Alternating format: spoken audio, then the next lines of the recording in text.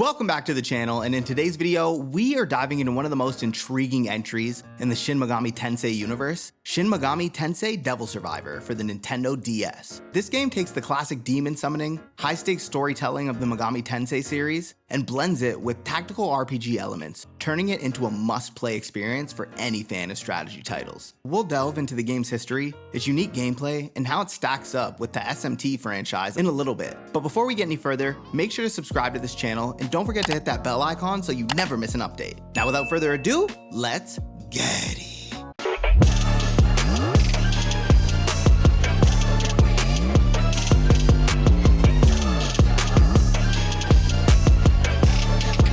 Shin Megami Tensei Devil Survivor was first announced in October 2008 and released in Japan on January 15, 2009, and in North America on June 23rd that year on the Nintendo DS. It was developed and published by Atlus, featuring multiple veterans from the Growlancer series, including director and producer Shinjiro Takada and scenario writer Yo Haduki. The team aimed to broaden the Megami Tensei series' appeal by choosing the DS for its large casual audience, pairing an accessible tactical RPG format with the franchise's trademark demon fusion, tough choices, and branching story paths. During its first week, Devil Survivor sold over 55,000 copies in Japan, ranking third in sales. It would go on to surpass Atlus expectations, shipping over 110,000 units in Japan and topping 40,000 units in North America, well above the initial forecast. However, just like any game that tries to push boundaries of an established franchise, it's also been surrounded by its share of debate, especially when compared to the other SMT titles and spin-offs like the wildly popular Persona series. But its distinct focus on survival, choice-driven narrative, and the race against an impending apocalypse has helped Devil Survivor carve out its own legacy. So, let's get into the story of what made this such a memorable game. One day, a 17-year-old student in modern Tokyo finds his ordinary life turned upside down when he and two friends, Atsuro Kiara, a resourceful computer hacker, and Yuzu Tanikawa, a spirited fighter, receive modified devices called comps from his older cousin, Noya. Curious about why these comps differ from standard ones, Atsuro probes their code and unwittingly activates a hidden program that summons demons. Though Yuzu wants to discard them at once, they remember Noya's warning. They will need these devices. Hoping for answers, they seek Noya, who directs them to Minato-ku Oyama Cemetery, hinting that they will meet someone there with a critical influence on their future. That same day, a demon outbreak spreads throughout Tokyo, prompting the Japanese ground self-defense forces to quarantine a wide area. Power, communications, and food are cut off, leaving those trapped inside to fend for themselves. Chaos takes hold, with some people forming vigilante groups and others turning on the weak. The protagonist then discovers that his comp can summon ally demons, allowing him, Atsuro, and Yuzu to survive. Even more unsettling, he sees a floating death clock above people's heads, showing how many days each has left. Everyone inside the lockdown has only 7 days remaining, unless fate can be changed. On the first day of the Tokyo lockdown, under quarantine, the trio confirms that demon attacks are widespread. Citizens scramble to avoid violence, and rumors spread of the government's total blockade. With no official rescue in sight, they start to look for ways to survive.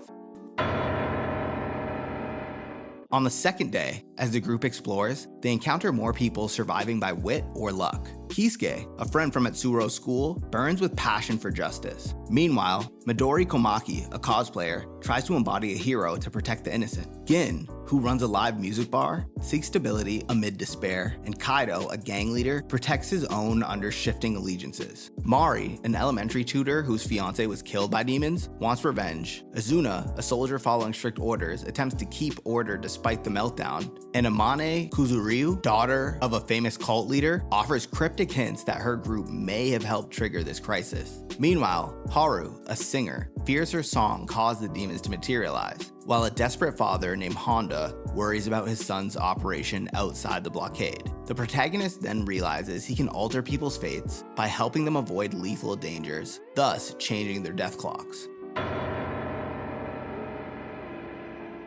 On the third day, word spreads that the government foresaw the possibility. Through the PSE law, remote electromagnetic devices were secretly installed in electronics, allowing them to decimate the quarantine zone if demons grow out of control. Known demon names, like Belder, begin to surface, as do rumors that the cult, known as the Shamankai, is summoning and communicating with demonic forces. After this, on the fourth day, disorder deepens as hunger, panic, and fear begin to spread. Groups of survivors clash with each other, and the trio and their allies hold on to their comps, using demons for protection. Tensions with the self-defense force then intensify as the threat of total extermination looms over everyone's head. By the fifth day, it emerges that angels and demons are locked in a cosmic trial to judge humanity's worth. If demons roam free after 7 days, angels will wipe out humankind. Yet, this crisis is also linked to a fabled Throne of Bel, a title bestowed upon whoever overcomes rival demons bearing the name Bel. The protagonist, by sheer chance or destiny, becomes a contender for that same title. Soon, more shocking truths come to light. The protagonist and Noya are reincarnations of Abel and Cain. Noya, working with the Shamankai, designed the demon summoning program to spark an ultimate showdown. The protagonist then faces a crossroads: take up the role fate seems to have assigned, or chart a new path. By the sixth day, at this late stage, the government plans to trigger the electromagnetic purge if a solution is not reached. The protagonist's choices then determine which allies remain by his side and how Tokyo's crisis ends, with several different routes becoming possible. In the desperate escape route, if the protagonist pursues escape at any cost, often by supporting Yuzu or failing to save Haru, the group fights Loki, disguised as Gigolo. Then, angels led by Amane and Izuna. They break out, but the outside world descends into anarchy with rogue comp users seizing power. In the King of Demons route, by siding with Noya, the protagonist loses Yuzu, Midori, and Kisuke, but teams up with Kaido.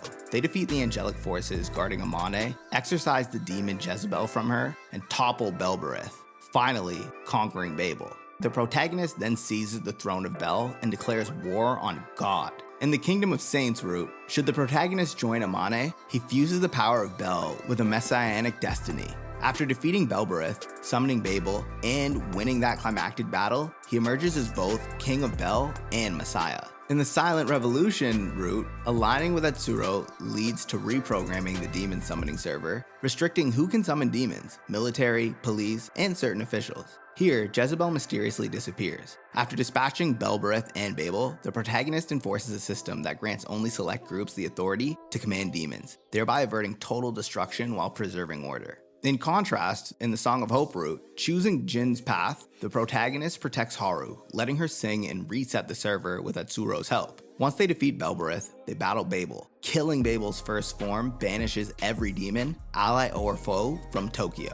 This means no demon support remains for Babel's final stand, making victory even harder. But if you manage to succeed, both angels and demons withdraw. The public is then told that it was a mass hallucination caused by gas leaks, and the now useless comps can no longer summon any more demons. And finally, in the early bad ending, aka Honda's false ending, one scenario sees the protagonist stumbling upon Honda escaping through a poorly defended perimeter. If the protagonist attempts to flee, the angels label humanity irredeemable, pouring out to enslave or eliminate humankind. The game then ends in a mission failed. Through these possible outcomes, a single theme binds the story. Tokyo's lockdown is a stage for an apocalyptic trial, pitting angels and demons to test humanity's fate. Noya, driven by ancient grievances as Cain, orchestrated all these events so that his cousin, the reincarnation of Abel, would stand at the center. The protagonist's power to see death clocks and summon demons grants him a pivotal role in saving or ruining those within the quarantine. Meanwhile, the government's last resort plan hangs overhead, threatening to slaughter everyone if the demon outbreak can't be contained. The crisis ultimately forces each of these characters throughout the game to reveal their true self. Some stand by the protagonist and strive to save lives, while others seek personal gain or succumb to fear, and some others even harness demons to impose new orders on society. Whether the protagonist brings hope by becoming a messiah, takes the throne of Bel to challenge God,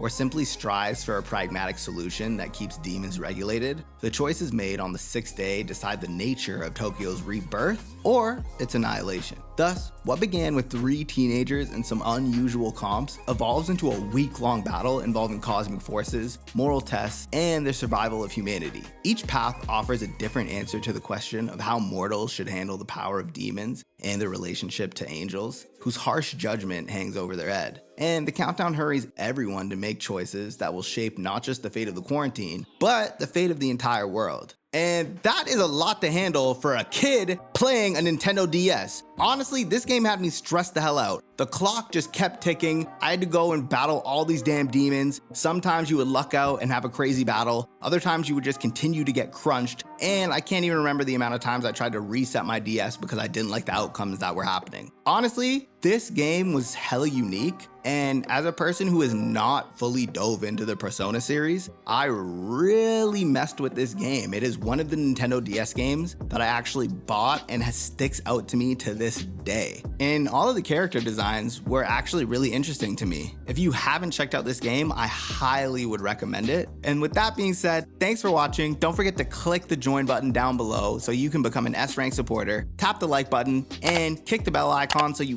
never miss another video. Until next time, peace.